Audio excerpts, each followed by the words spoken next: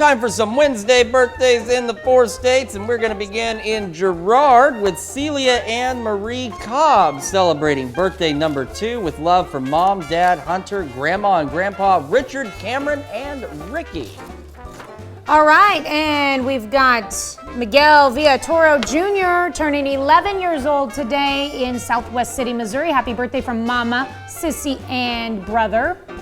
And Catherine King celebrating birthday number 12 over in Columbus. Happy birthday, Catherine. Cooper Reed turning 12 years old in Columbus, a 6th grader at Central Junior High School.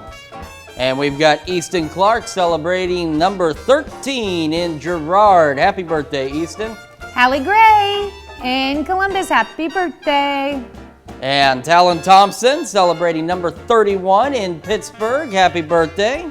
All right, and Sybil Koger turning another year wiser. Sybil is in Crestline, our neighbor. And R.G. Hickman celebrating birthday number 83 in Deerfield. This is her senior photo. So very nice throwback picture there. It says happy birthday from your family and friends. All right, and Austin Hall celebrating a birthday. Austin is one of our KOAM technical media operators. He's one of the guys that helps keep us on the air.